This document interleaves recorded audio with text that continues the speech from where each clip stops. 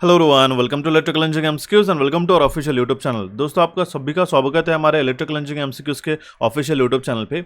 आज के सेशन के अंदर हम लोग आपके अपकमिंग एग्जामिनेशन आरआरबी एएलपी 2025 के लिए जो आपका CBT2 का एग्जामिनेशन नेक्स्ट मंथ में टेंटेटिवली शेड्यूल है, उसके लिए कंप्लीट प्रीवियस ईयर पेपर्स को एनालाइज करने वाले और देखने वाले कि किस तरीके से क्वेश्चंस पूछे गए थे।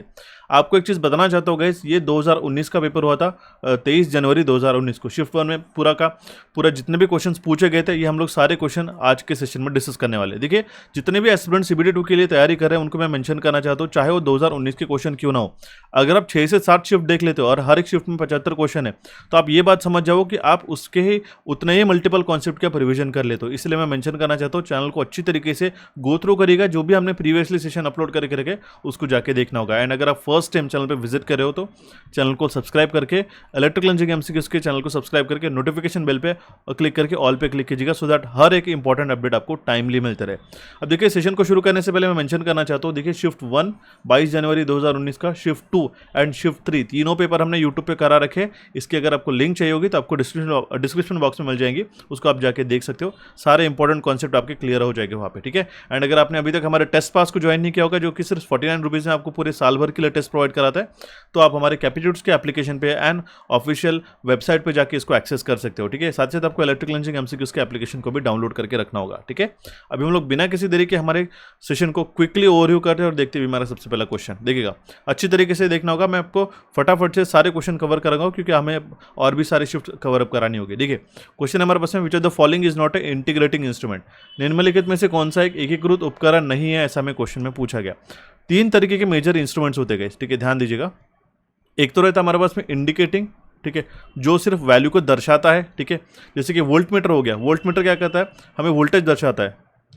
एमीटर क्या होता है, वो हमें करंट दर्शाता है, ठीक है। स्पीडोमीटर क्या होता है, स्पीड दर्शाता है हमें, ठीक है। ये तो हो गया हमारा इंडिकेटिव, ठीक है। दूसरा रहता है हमारे पास में इंटीग्रेटिंग, ठीक है, इंटीग्रेटिंग इंस्ट्रूमेंट, ठीक है। उसके अंदर आता है हमारे पास में हमारा वैट मीटर, ठीक है, ठीक है, वैट आवर मीटर, ठीक है, not a VAT metre. VAT metre सिर्फ शो करता है, ठीक है। एम्पियर आवर मीटर, ठीक है। इंटीग्रेटिंग मतलब क्या होता है, ऐसा इंस्ट्रूमेंट जो कि समय के साथ जो आपकी वैल्यूज है, एक पीरियड ऑफ टाइम हमें ये बताती है, ठीक है। जैसे कि AH मीटर हो गया, एम्पियर आवर मीटर, यहाँ पे आवर आ गया, मतलब क्या है, टाइम के साथ हुआ है वो, ठीक है। एनर्जी मीटर हो गया, एनर्जी हम लोग किस में मेजर करते हैं, किलोवाट आवर में, ठीक है, जहाँ पे टाइम आ गया, ठीक है। किलोवोल्ट एम्पियर आवर मीटर, ठीक है, वो भी हमारा एक इंटीग्रेटिंग टाइप ऑफ इंस्ट्रूमेंट में आ जाता है, ठीक है। और थर्ड इंस्ट्रूमेंट होता है हमारे पास में रिकॉर्डिंग इंस्ट्रूमेंट, ठीक है, जो कि हमारी वैल्यूज को रिकॉर्ड करता है। देखिए, जैसे कि उसका एग्जांपल होता है स्ट्रिप चार्ट रिकॉर्डर, ठीक है। उसमें over the period of time अगर हम लोग रिकॉर्ड करना होगा तो स्ट्रिप चार्ट रिकॉर्डर ये भी हम लोग यहाँ पे एज ए एग्जाम्पल मान सकते हैं, ठीक है।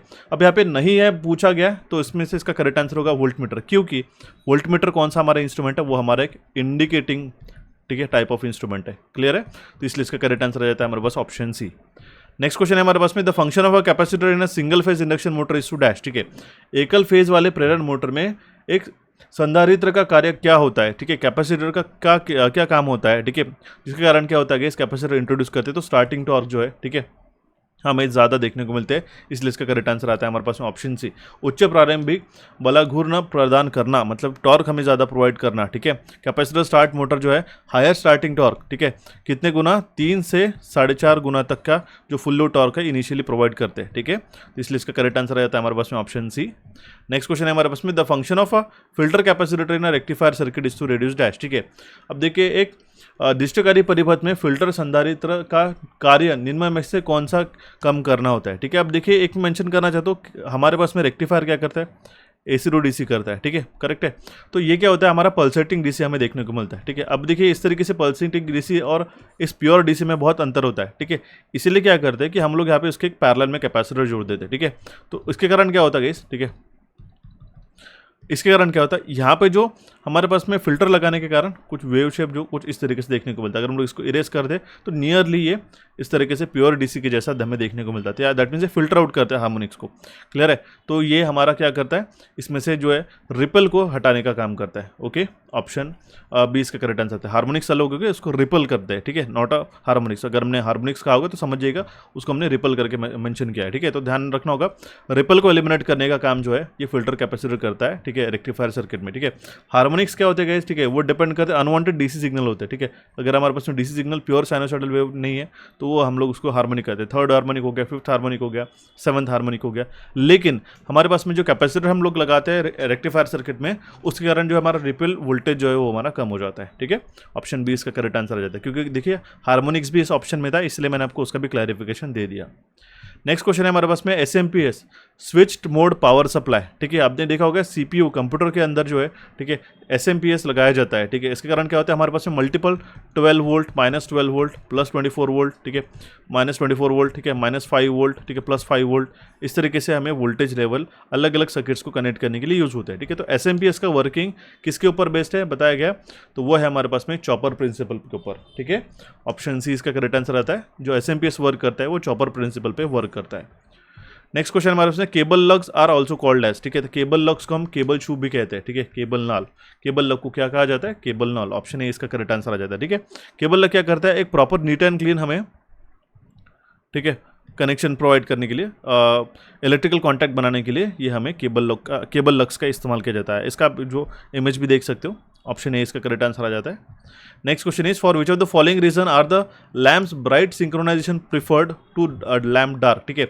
सिंक्रोनाइजेशन में डार्क लैम्प मेथड और ब्राइट लैम्प मेथड, ठीक है, ये दो जनरली है मेथड्स रहती है, ठीक है। तो इसमें से पूछा गया कि फॉर निम्नलिखित में से कौन से कारणों के लिए लैम्प अधिकतर तुल्यकालन के लिए लैम्प को चमकदार तुल्यकालन को पसंद किया जाता है, ठीक है। इसका कारण ये है कि sharper and more accurate synchronization हम लोग कर सके, तीव्र और अधिक सटीक तुल्यकालन हम लोग कर सके, सिंक्रोनाइजेशन कर सके, इसलिए हम लोग जो है ये प्रेफर करते हैं। ऑप्शन सी इसका करेक्ट आंसर आ जाता है। जो बल्ब जलता है, ठीक है, जो हमारा बल्ब जलता है वो प्रॉपरली ब्राइट है या नहीं है, हम लोग उससे प्रॉपरली सिंक्रोनाइजेशन करने के लिए मदद मिलती है, इसलिए वो प्रेफर किया जाता है लैम्प ब्राइट मेथड, ठीक है। ऑप्शन सी इसका करेक्ट आंसर आ जाता है। Next question is the gel used in a breather of the transformer is dash, ठीक है। तो जो ब्रीदर है ट्रांसफार्मर में, उसमें जो जेल यूज होता है वो उसके अंदर कौन सा जेल होता है, सिलिका जेल होता है। ऑप्शन ए इसका करेक्ट आंसर आ जाता है। सिलिका जेल का क्या काम होता है मुझे कमेंट बॉक्स में कमेंट करके बताइएगा जरूर। Next question is what is the approximate value of average resistance of a human body. ये क्वेश्चन आपको इस साल भी पूछा जा सकता है, ध्यान दीजिएगा। अप्रोक्सीमेट जो एवरेज रेजिस्टेंस होता है ह्यूमन बॉडी का, ठीक है, वो रहता है हमारा अराउंड 1 किलो ओहम। अब देखिए ये काफ़ी इंपॉर्टेंट होता है। अब आपको क्या करना होगा, एक मैं आपको थ्योरी के साथ बता रहा हूँ, wet resistance and dry resistance, ये दोनों भी आपको, जब आपकी जो त्वचा है गीली रहती है एंड त्वचा जब आपकी सूखी रहती है, ठीक है, उस केस में जो है, ठीक है, आपका बॉडी रेजिस्टेंस कितना होता है, ईयर टू ईयर कितना होता है, वो आपको अच्छी तरीके से पता होना चाहिए, क्योंकि एक क्वेश्चन वहाँ से डेफिनेटली पूछा जाता है, ठीक है। नेक्स्ट क्वेश्चन है हमारे पास में जो इलेक्ट्रोमोटिव फोर्स है एक ड्राई सेल का, ठीक है, एक शुष्क सेल का ईएमएफ लगभग कितना होता है, हमें क्वेश्चन में पूछा गया है, तो 1.5 वोल्ट का वो ईएमएफ रहता है ड्राई सेल का। ऑप्शन ए इसका करेक्ट आंसर आ जाता है। Next question is the soldering process is carried out in a temperature range, ठीक है। सोल्डरिंग प्रक्रिया किस तापमान के सीमा में की जाती है, ठीक है। तो टेम्परेचर रेंज पूछी जा रही है, तो 150 से लेकर 250 डिग्री सेंटीग्रेड के बीच में हम लोग सोल्डरिंग को परफॉर्म करते हैं, ठीक है। तो क्योंकि जो कॉमनली यूज अलॉय है, ठीक है, वो जनरली 240 डिग्री के नीचे ही वो मेल्ट होना शुरू हो जाते हैं, ठीक है। ऑप्शन सी इसका करेक्ट आंसर आ जाता है। नेक्स्ट क्वेश्चन है हमारे पास में the starting capacitor is used in a phase motor is dash, ठीक है। तो एकल फेज वाले मोटर में प्रयोग किया जाने वाला प्रारंभिक संधारित्र निम्न में से कौन सा होता है, ठीक है।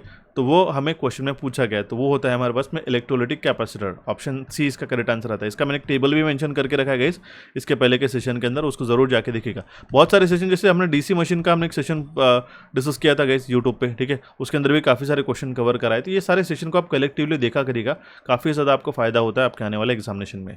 ओके, नेक्स्ट क्वेश्चन है identify the circuit in the given figure. अब देखिए सर्किट में कौन सा सोर्स है, ये क्वेश्चन डेफिनेटली पूछा जा सकता है इस साल भी। अब देखिए अगर हम लोग इसको देखते हैं तो यहाँ पे जो करंट सोर्स का हमें आइडिया लग जाता है, ठीक है, क्योंकि एरो है तो हमारा करंट सोर्स हो जाता है, ठीक है। तो आई आउट का जो वैल्यू है आई इंटू बीटा, ठीक है। तो ये ध्यान दीजिएगा, ये जो बीटा है तो इसमें से करंट फ्लो होने वाला है, ठीक है। तो आई आउट, जो आई आउटपुट यहाँ पे मिल रहा है, ठीक है, तो ये बीटा के प्रोपोर्शनल चेंज हो रहा है, ठीक है। तो दैट मीन्स ये करंट सोर्स तो है ही, ठीक है। तो हमारा ऑप्शन ए और डी हो सकता है, लेकिन ये वोल्टेज कंट्रोल है क्या, नहीं, यहाँ इसमें से जो करंट फ्लो हो रहा है आई इंटू बीटा यहाँ पे बताया गया है, ठीक है, आई इंटू बीटा। तो ये कौन सा होगा, हमारा करंट कंट्रोल करंट सोर्स, धारा नियंत्रित धारा स्रोत। ऑप्शन डी इसका करेक्ट आंसर आ जाता है। नेक्स्ट क्वेश्चन है हमारे पास में the purpose of shunt in an ammeter is to. अब देखिए मैं दो चीज मेंशन करना चाहता हूँ, एक तो होता है हमारे पास में एमीटर जो कि हमें करंट नापने के लिए यूज करते हैं हम लोग, ठीक है, और एक रहता है हमारे पास में वोल्ट मीटर जो हम लोग वोल्टेज मेजर करने के लिए यूज करते हैं। अब बहुत बार ऐसा चीज़ हो जाती है कि हमारे पास में उस स्टैंडर्ड रेटिंग का, उस हायर एम्पियर का वोल्ट मीटर, हायर एम्पियर का एमीटर या फिर हायर वोल्टेज का वोल्ट मीटर हमारे पास अवेलेबल नहीं रहता, तो इसलिए हम लोग क्या करते हैं, वोल्ट मीटर के सीरीज में, ठीक है, ध्यान दीजिएगा, वोल्ट मीटर के सीरीज में, ठीक है, उसको हम लोग कहते हैं मल्टीप्लायर, ठीक है, मल्टीप्लायर कनेक्ट करते हैं, ठीक है, वोल्ट मीटर के सीरीज में मल्टीप्लायर करके कनेक्ट करते हैं, जिसका हाई वैल्यू ऑफ रेजिस्टेंस रहता है, एंड एमीटर के शंट में लो वैल्यू ऑफ रेजिस्टेंस, ठीक है, ये लो वैल्यू ऑफ रेजिस्टेंस, ये क्या आंसर आता है, ये लो वैल्यू ऑफ रेजिस्टेंस, ठीक है, ये लो वैल्यू ऑफ रेजिस्टेंस हम लोग इसके शंट में या फिर पैरेलल में कनेक्ट करते हैं, ठीक है, या फिर पैरेलल में, एक ही बात हो गई, ठीक है। तो अगर हमें शंट में एज अ यूज़ कर रहा है एमीटर में, तो इसके कारण क्या होता है कि हमारा जो करंट है वो बाईपास हो जाता है। अगर मान लो यहाँ पे लो रेजिस्टेंस कनेक्ट कर दे तो करंट यहाँ पे बाईपास हो जाता है इस तरीके से, ठीक है। तो ऑप्शन ए इसका करेक्ट आंसर आ जाता है, ठीक है, बाकी सारे ऑप्शन गलत हो जाएंगे इस केस में। Next question is, when an electric current pass through an conducting solution there is a change in a colour of the solution, what does it indicate, ठीक है। अगर जब यहाँ पे विद्युत धारा एक चालकीय विलयन के माध्यम से प्रवाहित होती है तो विलयन के रंग में बदलाव होता है, तो ये क्या दर्शाता है, ठीक है। तो जब भी कोई करंट एक कंडक्टिंग सॉल्यूशन से हमारा फ्लो होता है, ठीक है, उस केस में जो कलर चेंज होता है सॉल्यूशन का, वो हमारा केमिकल इफेक्ट होता है करंट का। ऑप्शन बी इसका करेक्ट आंसर आ जाता है, सिंपल है गाइस। हीटिंग इफेक्ट तो नहीं होगा, मैग्नेटिक इफेक्ट और लाइटिंग इफेक्ट भी नहीं होगा, बहुत सारे ऑप्शन तो आप इजीली एलिमिनेट कर सकते हो, ठीक है। नेक्स्ट क्वेश्चन हमारे पास में कि जो फ्यूजिंग एलिमेंट है फ्यूज का, वो कौन से मटेरियल का रहता है। एक फ्यूज का फ्यूजिंग तत्व विशेष रूप से किसका बना होता है, ठीक है, तो वो बना होता है कॉपर का। ऑप्शन डी इसका करेक्ट आंसर रहता है। क्यों? क्योंकि कॉपर काफ़ी एक माना जाता है गुड कंडक्टर ऑफ इलेक्ट्रिसिटी है, ठीक है। ऑप्शन डी इसका करेक्ट आंसर आ जाता है। Next question is, during installation of generator one must carefully ensure that the generator terminals and all control wirings are correct so that the order of dash matches with the system, ठीक है। अब देखिए ध्यान रखना होगा, मैंने आपको कहा था कल ही, एक अगर आपका फेज सीक्वेंस होता है आर वाई बी, ठीक है, तो जितने भी हम लोग जनरेटर्स और अल्टरनेटर्स हम लोग उसको कनेक्ट करते हैं, फिर सिंक्रोनाइज भी करते हैं एक बस बार के साथ में, ठीक है, उस केस में उसका face frequency and face sequence हमारा सेम होना चाहिए, ठीक है। तो ये अगर आर वाई बी एक जनरेटर का है तो उस दूसरे का भी आर वाई बी ही होना चाहिए। यही हमें क्वेश्चन में दिया गया कि अगर मान लो ये एक जनरेटर के अधिष्ठान के दौरान एक चीज़ को ध्यानपूर्वक सुनिश्चित करना चाहिए कि जनरेटर टर्मिनल और सभी नियंत्रण वायरिंग सही है, जिससे हमारा जो फेज का अनुक्रम है, जो फेज सीक्वेंस है, वो हमारा ना बिगड़े, वो हमारा सेम रहे, ठीक है। ऑप्शन बी इसका करेक्ट आंसर आ जाता है। एंड अगर आपको सेशन पसंद आ रहा है तो चैनल को जरूर सब्सक्राइब करके इस सेशन को लाइक कीजिएगा, क्योंकि हमें मोटिवेशन मिलता है इसी तरीके से आपके लाइक्स और शेयर से, ठीक है। क्योंकि जितना तरीके से मैं आपको आप सेशन कंटेंट प्रोवाइड कर रहे थे, तो अगर आप भी उस तरीके से रिस्पॉन्स करोगे, तो जिस तरीके से आपने प्रीवियस सेशन को आपने लाइक किया, शेयर किया, ठीक है, उसी तरीके से हमें काफ़ी एंथुजियास्टिकली लगा कि आपके लिए और भी सेशन देना चाहिए। अगर आप चाहते हो कि पूरे के पूरे 7 शिफ्ट का सोल्यूशन चाहिए, तो मुझे जरूर कमेंट बॉक्स में कमेंट कीजिएगा, ठीक है। मैं पूरे सेशन आपको प्रोवाइड करा दूंगा यूट्यूब पे, ओके। क्वेश्चन है हमारे पास में, विच of the following is an insulator. Insulator क्या होता है, ठीक है, ओके, ये तो आपको बेसिकली पता होगा। 3 तरीके के मटेरियल रहता है हमारे पास में जो जनरल इलेक्ट्रिकल इंजीनियरिंग में यूज़ होता है। इलेक्ट्रिकल के कॉन्टेक्स्ट में अगर हम बात करते हैं, एक तो होता है इंसुलेटर, एक होता है हमारे पास में कंडक्टर, एक तो रहता है दोनों के बीच का सेमीकंडक्टर, ठीक है। ऑप्शन से देख के आप पता कर सकते हो, ठीक है, कि इसका प्लास्टिक जो है, ठीक है, ये हमारा एक इंसुलेटर है। कॉपर में से इलेक्ट्रिसिटी कंडक्ट फ्लो होती है, सिल्वर से भी होती है ना, आयन से भी होती है, ठीक है। Plastic is insulator. Option C इसका करेक्ट आंसर आ जाता है। Next question is, the most preferred motor is used in a water pumping is dash, ठीक है। तो सबसे ज़्यादा प्रीफर किए जाने वाली मोटर वाटर पंपिंग में कौन सी होती है, वो होती है हमारे पास में स्क्विरल केज इंडक्शन मोटर, क्योंकि ये रोबस्ट मोटर माना जाती है।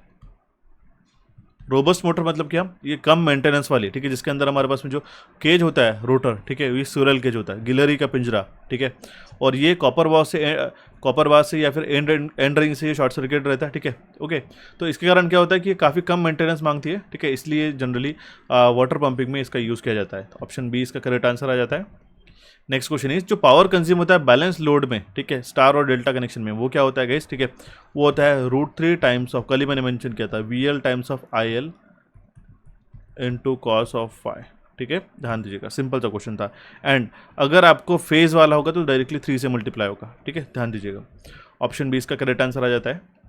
Next question is, the energy capacity of a storage battery is rated in, ठीक है, एक संग्राहक बैटरी की ऊर्जा क्षमता किस में रेटेड होती है, तो वो होती है एम्पियर आवर में, ठीक है, AH में होती है, ठीक है। एनर्जी कैपेसिटी कितना बैटरी का कैपेसिटी आता है, आप उसको वोल्ट में नापते हो क्या, बैटरी में कितने वोल्ट बाकी है, ठीक है, ये तो जनरली स्टैंडर्ड वोल्टेज होता है, लेकिन कितना कैपेसिटी है, कितना वो देर तक चल सकता है, वो होता है हमारा AH काउंट, ठीक है, एम्पियर आवर जिसको कहते हैं, ठीक है।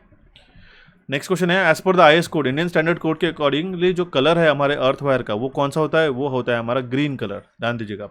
तीन कलर तो डिफाइंड होता है, रेड, वाई मतलब येलो, ठीक है, बी मतलब ब्लू, ठीक है, नीला, पीला और यहाँ पे रेड, ठीक है, लेकिन जो ग्रीन हरा होता है वो होता है हमारे अर्थ के लिए, ठीक है। Next question is the group of 4 bit form, ठीक है, एक 4 बिट का मिला के क्या होता है, एक निबल होता है गाइस, ठीक है, ध्यान दीजिएगा 4 बिट का एक निबल होता है, ठीक है, 2 निबल का होता है एक बाइट, ठीक है, या फिर एक बाइट की बात करें तो उसमें 8 बिट्स रहते हैं, ठीक है, ये जरूर ध्यान दीजिएगा। ऑप्शन बी इसका करेक्ट आंसर आ जाता है। नेक्स्ट क्वेश्चन इज एक इन्वर्टर सर्किट किसके लिए यूज़ किया जाता है, देखिए जिस तरीके से रेक्टिफायर क्या कहते हैं हमारे पास में AC to DC pulsating DC का काम करता है, उसी तरीके से इन्वर्टर क्या करता है हमारे पास में DC टू AC चेंज करने का काम करता है, सिंपल है, DC टू AC इसका करेक्ट आंसर आ जाता है option A. Next question is which cell has the longest life, इनमें से कौन से सेल का सबसे लंबा जीवन काल रहता है, तो वो रहता है लिथियम सेल का, ऑप्शन बी इसका करेक्ट आंसर रहता है। अब देखिए ये डिपेंड करता है आपके ऑप्शन पे, ऐसा लर्न करके मत जाया करो क्वेश्चन, मैं आपको मेंशन कर दूँ, ऑप्शन को देख के आपको मार्कअप करना रहता है। बहुत बार क्या होता है कि सिमिलर से ऑप्शन दे के उसमें ऑप्शन चेंज करा देते हैं, तो ये बात आपको नोट डाउन करनी होगी, ठीक है, ऑप्शन बी इसका करेक्ट आंसर आ जाता है। Next question is a spelter used in a brazing is commonly made up of, ठीक है, ब्रेजन में प्रवृत्त एक स्पेल्टर आमतौर पर किससे बनाया जाता है, ठीक है, तो वो कॉपर बेस और सिल्वर अलॉय के कारण तांबे का आधार और चांदी का मिश्र धातु से वो बनाए जाते हैं, ठीक है, काफ़ी इंपॉर्टेंट क्वेश्चन है, नोट करके रखे गए इस साल के लिए, ठीक है, क्योंकि ऐसे थोड़े से यूनिक क्वेश्चन भी बहुत बार बन जाते हैं, रिपीट होते हैं।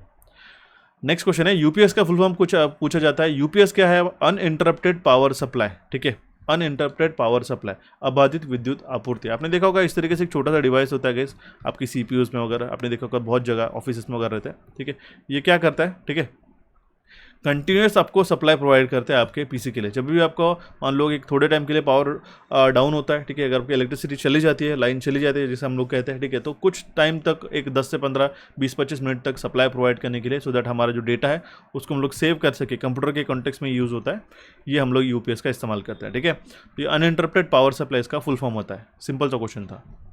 Next question is how is the heat distributed to the base plate of electric iron, ठीक है, इलेक्ट्रिक आयन के एक विद्युत लोहे के आधार प्लेट पर ऊष्मा का कैसे वितरित किया जाता है, ठीक है, तो थ्रू कंडक्शन होता है, चालन के माध्यम से। 3 चीज़ें होती है, ठीक है, कंडक्शन, कन्वेक्शन एंड रेडिएशन, ठीक है, तीनों भी अच्छी तरीके से पता होनी चाहिए। सूरज की रोशनी किस तरीके से आती है, रेडिएशन के थ्रू, ठीक है, कन्वेक्शन क्या होता है, कंडक्शन क्या होता है, तीनों टर्म्स पता होनी चाहिए, एक टर्म्स डेफिनेटली क्वेश्चन बन के पूछी जा सकती है, ठीक है। Next question is interpole winding is connected in series with which one of the following below, question काफी इंपॉर्टेंट है, नोट करके रखिएगा, आ सकता है इस साल में।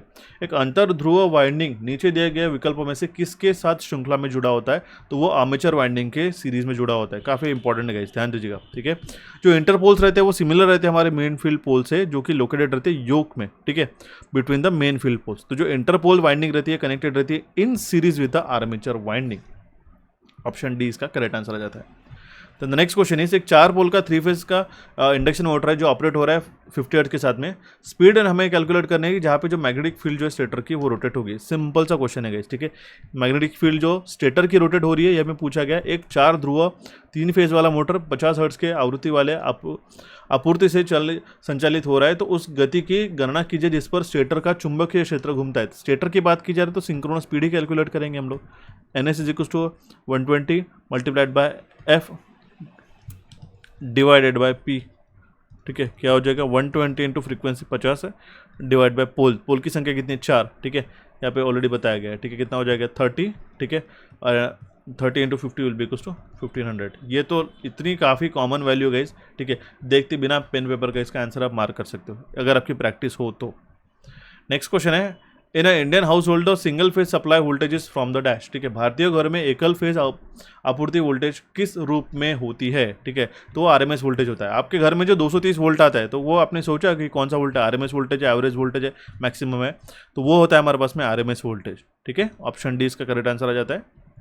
नेक्स्ट क्वेश्चन है what is a formula to calculate the mass m deposited on the electrolysis process, ठीक है, विद्युत अपघटन प्रक्रिया में निक्षिप्त द्रव्यमान m की गणना के लिए क्या सूत्र है, इस साल भी क्वेश्चन बन सकता है, तो वो होता है हमारे पास B = ZIT, ठीक है, ध्यान दीजिएगा, काफ़ी इंपॉर्टेंट क्वेश्चन है जहाँ पे Z जो है हमारा कॉन्स्टेंट है इलेक्ट्रोकेमिकल इक्विवेलेंट का, ओके, ऑप्शन B इसका करेक्ट आंसर आ जाता है। Next question is grounding to the any device will provide dash, ठीक है, अगर कोई भी डिवाइस को हम लोग ग्राउंडिंग प्रोवाइड कराते हैं, ठीक है, तो वो क्या करता है, वो लोवेस्ट भूमि के लिए संभव न्यूनतम प्रतिरोध पथ, ठीक है, लोवेस्ट रेजिस्टेंस पाथ प्रोवाइड करता है। अगर मान लो कोई पर्सनल ऑपरेट कर रहा है उस ग्राउंड को, कोई भी इक्विपमेंट को हम लोग ग्राउंड कर दे उसकी बॉडी, मेटल बॉडी को, ठीक है, उस पर्सन को अगर मान लो जो इलेक्ट्रिक शॉक भी होता है, लीकेज करंट भी फ्लो होता है, तो जितना कम हमारा अर्थ रेजिस्टेंस रहेगा, ठीक है, उतना ही जल्दी वो पूरा जगह पूरा जो करंट है वो ग्राउंड हो जाएगा, और ये जो पर्सन है उसको हम लोग प्रोटेक्ट कर सकेंगे, ठीक है। सिंपल सा क्वेश्चन था, ऑप्शन सी इसका करेक्ट आंसर आ जाता है। तो the next question is the simplest method of underground cable installation is dash, भूमिगत केबल प्रतिष्ठापन की सबसे सरल विधि कौन सी है? सिंपल है, डायरेक्टली डायरेक्ट बिरियल, ठीक है, प्रत्यक्ष दफन करना, मतलब simple method of underground cable installation, बिना कुछ किए, ठीक है, डायरेक्टली आपने केबल जमीन के नीचे लगा दिया। Utility pole is a column और a post use to support, ठीक है, एक यूटिलिटी पोल, ठीक है, एक उपयोगिता ध्रुव निम्न में से किसके समर्थन के लिए उपयोग किया जाने वाला एक स्तंभ या खंभा है? ठीक है, ठीक है, तो वो है हमारे पास में ओवरहेड पावर लाइन के लिए, फाइबर ऑप्टिक केबल के लिए या फिर स्ट्रीट लाइट के लिए। सिंपल है। यूटिलिटी पोल किसके लिए हो सकता है? बताया गया कि आप उसमें पावर लाइन चलागा, फाइबर ऑप्टिक लगा केबल्स लगा सकते हो, स्ट्रीट लाइट भी लगा सकते हो। सिंपल है। नेक्स्ट क्वेश्चन है हमारे पास में, जो आर्मेचर रिएक्शन होता है एक अनसैचुरेटेड डीसी मशीन का, उसके कारण कौन सा इफेक्ट होता है? उसके कारण क्रॉस मैग्नेटाइजिंग इफेक्ट होता है। बहुत ही इंपॉर्टेंट क्वेश्चन है, इस साल पूछा जा सकता है। ठीक है, आर्मेचर रिएक्शन जो होता है एक असंतृप्त डीसी मशीन की आर्मेचर प्रतिक्रिया के परिणाम स्वरूप डैश प्रभाव होता है, तो उसको हम लोग कहते हैं क्रॉस मैग्नेटाइजिंग। ऑप्शन ए इसका करेक्ट आंसर आता है। नेक्स्ट क्वेश्चन है हमारे पास में, in a DC generator the number of poles and the number of armature conductors are fix. ठीक है, अगर डीसी जनरेटर में नंबर ऑफ पोल्स और आर्मेचर कंडक्टर फिक्स है तो इनमें से कौन सी वाइंडिंग जो है हायर ईएमएफ प्रोवाइड करेंगी। ठीक है, तो अब देखिए क्वेश्चन काफ़ी अच्छी तरीके से डिजाइन किया जा रहा है, सिर्फ आपके बेसिक फंडामेंटल और कॉन्सेप्ट आपको पता होना जरूरी है। अब देखिए इस केस में हमारा जो वेव वाइंडिंग है, ठीक है, तरंग कुंडली जो है वो हमें ज़्यादा प्रोवाइड करेंगे। अब देखिए लैप वाइंडिंग के केस में A is equal to P होता है। ठीक है, तो अगर मान लो जो हमारा EG रहता है वो क्या होता है 5PZN/60A। ठीक है, एंड वेव वाइंडिंग के लिए A का वैल्यू जो है वो हमारा 2 रहेगा। ठीक है, तो जो आर्मेचर EMF है ये वेव वाइंडिंग में हमारा ज़्यादा रहेगा, क्योंकि अब देखिए P और A कैंसिल आउट हो जाते हैं। अगर मान लो पोल ज़्यादा है और A का संख्या अगर हमारे पास कम है तो हमारे पास में EG तो ज़्यादा रह सकता है हमारे वेव कंडीशन में, तो बट ऑब्वियस सी बात है कि वेव वाइंडिंग में हमारा आउटपुट ज़्यादा मिलेगा। नोट डाउन करके चलेगा, काफ़ी बेहतरीन क्वेश्चन है, इस साल भी बन सकता है। Next question is battery balancing circuit enhances, एक बैटरी संतुलन परिपथ निम्न में से क्या बढ़ाता है? ठीक है, तो वो जो लाइफ है बैटरी की वो बढ़ाती है। ठीक है, जीवन काल जो है बैटरी बैलेंसिंग सर्किट ये बढ़ाता है बैटरी का। ऑप्शन डी इसका करेक्ट आंसर आ जाता है guys. Next question is Ward Leonard control is basically a dash. ठीक है, एक वार्ड लेओनार्ड कंट्रोल जो है, ठीक है, ये एक हमारा वोल्टेज कंट्रोल मेथड है। इंपॉर्टेंट क्वेश्चन, अगेन मैं फिर से मार्क करूंगा, ठीक है, अच्छी तरीके से ध्यान में रखिएगा। ये वार्ड लेओनार्ड मेथड जो है स्पीड कंट्रोल का, ये हम लोग वोल्टेज को वैरी करके आर्मेचर के साथ बढ़ा के हम लोग चेंज करते हैं, स्पीड कंट्रोल हमारी चेंज होती है। ठीक है, तो इस केस में जो है हमारा ये जो मेथड है ये हमारा वोल्टेज कंट्रोल मेथड है। इंपॉर्टेंट है, प्लीज़ नोट करके रखिएगा, काफ़ी अच्छी तरीके से क्वेश्चन बन सकता है। नेक्स्ट क्वेश्चन है, in India house hold appliances generally operate on, हमारे घर में इंडिया के अंदर, भारत के अंदर हमारे घरेलू उपकरण सामान्य तौर पर किसके कौन से वोल्टेज पे ऑपरेट होते हैं? वो थे हमारे 230 वोल्ट पे। सिंपल है, अभी मैंने आपको थोड़ी देर पे पहले बताया था। ओके, ऑप्शन सी इसका करेक्ट आंसर रहता है, और भारत की जो फ्रीक्वेंसी है वो हमारी 50 हर्ट्ज है। Next question is the dielectric strength of a transformer oil is expected to be. ठीक है, ट्रांसफार्मर तेल की पारगृतिक मजबूती कितनी अपेक्षित होती है? डाइलेक्ट्रिक स्ट्रेंथ की बात की जा रही है तो वो होती है 33 kV। ऑप्शन बी इसका करेक्ट आंसर आता है। डाइलेक्ट्रिक स्ट्रेंथ के आपके जो भी बाकी के भी वैल्यूज है माइका वगैरह के, तो वो भी आपको लर्न करके जाने होंगे। एक एक क्वेश्चन इसमें से जरूर बनता है बहुत बार। नेक्स्ट क्वेश्चन इज एक 10 ओम का रेजिस्टेंस है, जो देखिए एक 10 ओम का रेजिस्टेंस है जो कि 100 वोल्ट के सप्लाई को कनेक्ट किया गया है। ठीक है, तो करंट कितना फ्लो हो जाएगा? ठीक है, वोल्टेज इज इक्वल टू क्या हो जाएगा? Current into resistance. ठीक है, तो करंट की value as per the Ohm's law कितना हो जाएगा? वोल्टेज हमारे पास 100 डिवाइड बाय 10 एम्पियर्स। ठीक है, ऑप्शन ए इसका करेक्ट आंसर आ जाता है। सिंपल सा क्वेश्चन है। ठीक है, बिना पेन पेपर के भी सॉल्व कर सकते हो अगर आपकी प्रैक्टिस है तो। नेक्स्ट क्वेश्चन है, the watt hour efficiency of a lead cell varies between dash and dash. एक लीड सेल की वाट घंटा क्षमता, ठीक है, कितने परसेंटेज के बीच में वैरी करती है? ठीक है, तो वो 70 to 80% के बीच में वैरी करते हैं। ध्यान दीजिएगा, काफ़ी इंपॉर्टेंट क्वेश्चन था। Option B will be the correct answer in this case. The next question is 4 cell है 2 वोल्ट 4 AH के जो कि पैरेलल में जोड़े गए हैं, तो नेट वोल्टेज जो है बैटरी का वो कितना रहेगा हमें पूछा गया। ठीक है, देखिए 2 वोल्ट है, देखिए कितना है हमारे पास 2 वोल्ट, इस तरीके से 4 कनेक्टेड है। ये किस में कनेक्टेड है, पैरेलल में कनेक्टेड है, तो नेट वोल्टेज जो है बैटरी का वो कितना रहेगा 2 वोल्ट। ऑप्शन बी इसका करेक्ट आंसर है, ठीक है। क्योंकि क्या होता है, अगर सीरीज में जोड़ा रहता तो 4 इंटू हम लोग 4 कर देते, ठीक है, सॉरी 2 इंटू 4 करते तो वो कितना होता था 8 वोल्ट होता था। अब पैरेलल में हमारा जो वोल्टेज है वो हमारा कॉन्स्टेंट रहेगा, इस केस में करंट हमारा बढ़ जाएगा, ठीक है। ऑप्शन बी इसका करेक्ट आंसर हो जाता है, सिंपल सा कॉन्सेप्ट था। तो heating element in a toaster is made up of dash, ठीक है। तो जो हीटिंग एलिमेंट जो है नाइक्रोम का बना रहता है, कल के सेशन में मैंने आपको बताया था, ठीक है। ऑप्शन सी इसका करेक्ट आंसर आता है। एक चीज़ मैं पूछना चाहूँगा गाइज, अगर आपको ये स्पीड कंफर्टेबल होती है तो मुझे ज़रूर बताइएगा कि सर इसी स्पीड से नेक्स्ट सेशन भी प्रोवाइड किए, लेकिन अगर आप चाहते हो कि सर थोड़ा सा और स्लो डिटेल में पढ़ाओ तो वो भी मैं करने के लिए रेडी हूँ। आपको जिस तरीके से समझ में आता है ज़रूर मुझे बताइएगा, क्योंकि आपको अल्टीमेटली समझना इंपॉर्टेंट है, ठीक है। बहुत बार क्या होता है कि हम लोग PYQ जो होता है, अब जस्ट बिकॉज कि वो काफ़ी बच्चे फटाफट देखना चाहते हैं इसलिए हम लोग क्विकली कवर अप करते हैं। तो अगर आपको चाहते हो तो मुझे कमेंट बॉक्स में ज़रूर कमेंट कीजिएगा, ठीक है। नेक्स्ट क्वेश्चन है हमारे पास में, करंट जो है 10 एम्पियर का फ्लो रहा है रेजिस्टेंस में से 10 ओम के, ठीक है। तो पावर डिसिपेशन कितना होगा, सिंपल है, एक 10 ओम का रेजिस्टेंस है, कितना करंट फ्लो रहा है 10 एम्पियर का, ठीक है। पावर डिसिपेशन किस तरीके से निकालते हैं, I²R, ठीक है। करंट का वैल्यू कितना है 10 स्क्वायर इंटू रेजिस्टेंस का वैल्यू है 10, 10 का स्क्वायर हो जाएगा 100 इंटू 10 कितना आ जाएगा 1000 वाट या फिर 1 किलो वाट। ऑप्शन बी इसका करेक्ट आंसर आ जाता है। Next question is a cable has a dash, एक केबल में निम्नलिखित में से क्या हो सकता है, ठीक है। तो एक केबल में, ठीक है, length of single insulated conductor और 2 और मोर सच कंडक्टर, ठीक है, रह सकते हैं, ठीक है। ये बताया गया। हैज़ की बात करिए, स्टेटमेंट बेस्ड बेसिक्स क्वेश्चन है। एक केबल क्या है, एक सिंगल इंसुलेटेड कंडक्टर है, ठीक है, जो कि एक सिंगल कंडक्टर भी हो सकता है या फिर इसमें अलग स्टैंड भी हो सकते हैं, ठीक है, जिसमें 2 से ज़्यादा कंडक्टर हो सकते हैं, ठीक है। इस तरीके से कोई भी फंडामेंटल क्वेश्चन उठा के, एक लाइन उठा के बुक की आपको ऐसा क्वेश्चन बना के दी जा सकती है, ठीक है। तो आपको बेसिक अवेयरनेस होती है इलेक्ट्रिकल की, तो आसानी से आप इन क्वेश्चन को बना ले सकते हो।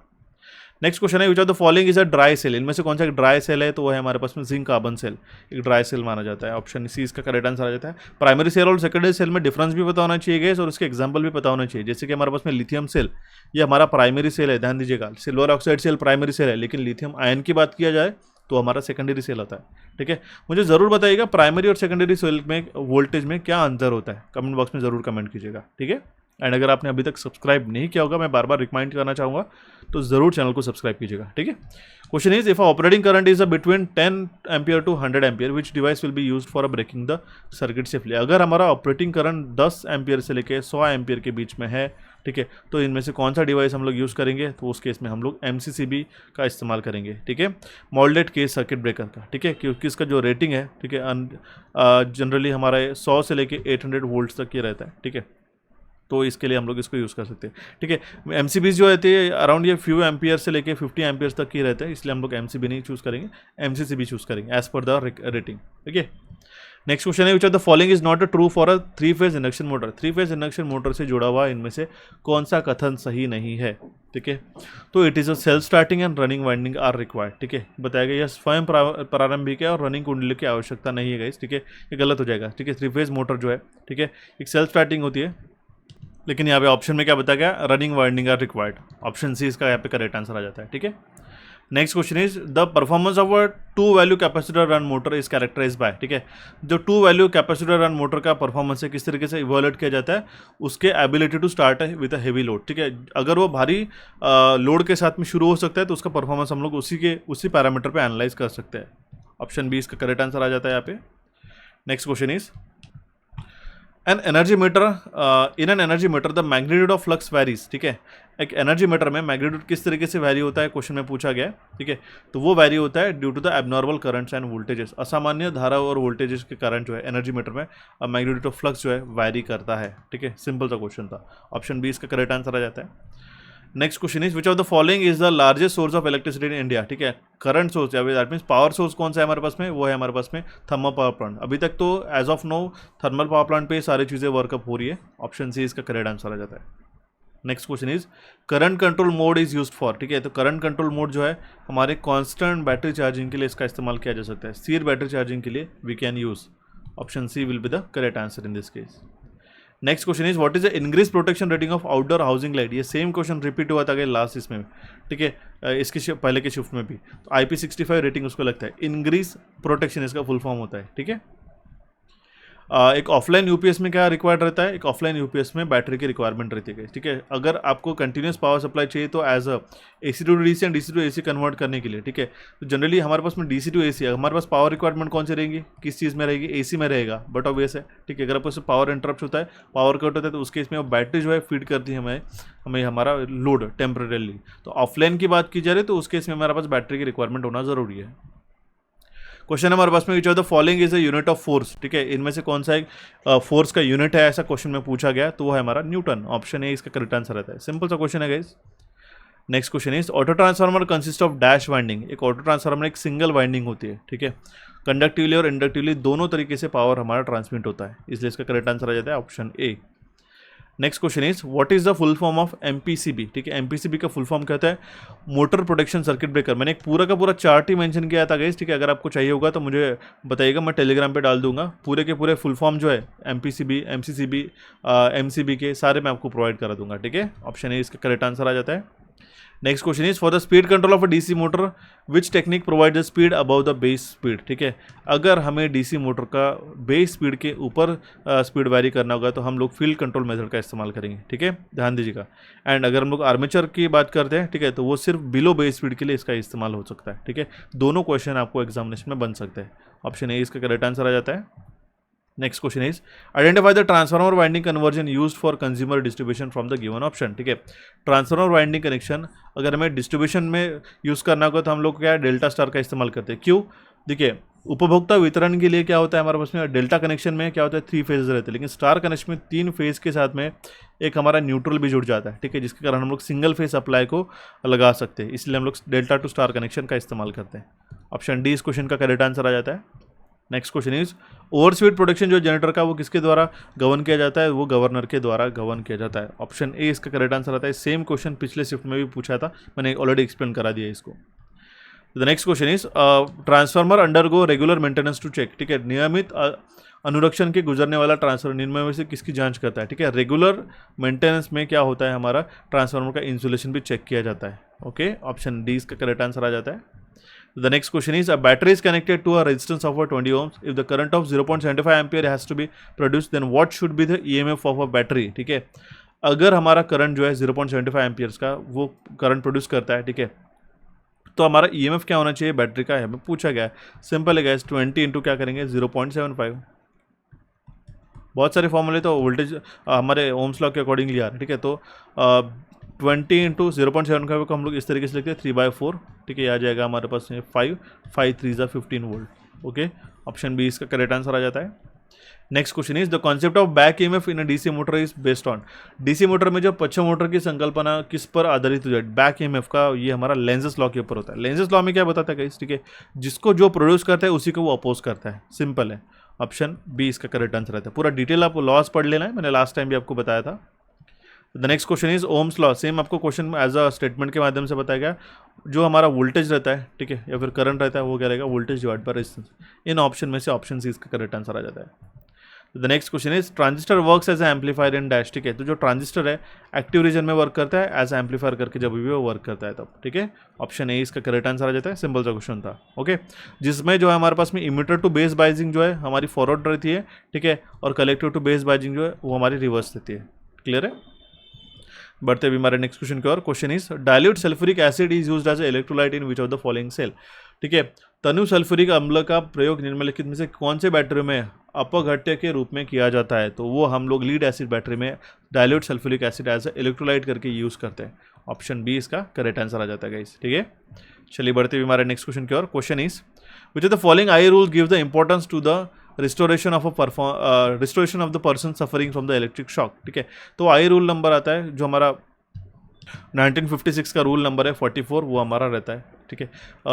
The person suffering from the electric shock, उसी से जुड़ा हुआ ये रूल है, ठीक है। मैंने आपको आई रूल का एक ऑलरेडी सेशन प्रोवाइड करा दिया गाइस यूट्यूब पे, अगर आपने नहीं देखा होगा तो उसको जाके देखिएगा। कोई भी सेशन की लिंक अगर आपको नहीं मिल रही है तो आप हमें कमेंट बॉक्स के माध्यम से कमेंट करके भी पूछ सकते हो, ठीक है। बढ़ते भी हमारे नेक्स्ट क्वेश्चन की ओर। Question is when the resistors are connected in a series the current flowing through each resistor is dash, ठीक है। सिंपल है गाइस, जितने भी n number of resistance connect करके रखो आप, ठीक है, तो करंट जो फ्लो होने वाला है आपका सेम ही रहेगा, ओके। ऑप्शन डी इसका करेक्ट आंसर रहता है। Current will be the constant. Which are the following which is the colour of light emitted by the sodium vapour lamp? Sodium vapour lamp, sodium बाष्प lamp का उत्सर्जित प्रकाश कौन से रंग का होता है? वो होता है हमारे येलो कलर का। ऑप्शन बी इसका करेक्ट आंसर आ जाता है। ठीक है, चलिए बढ़ते हुए हमारा नेक्स्ट क्वेश्चन की ओर। Question is an auto transformer is a dash. ठीक है, तो ऑटो ट्रांसफार्मर क्या है?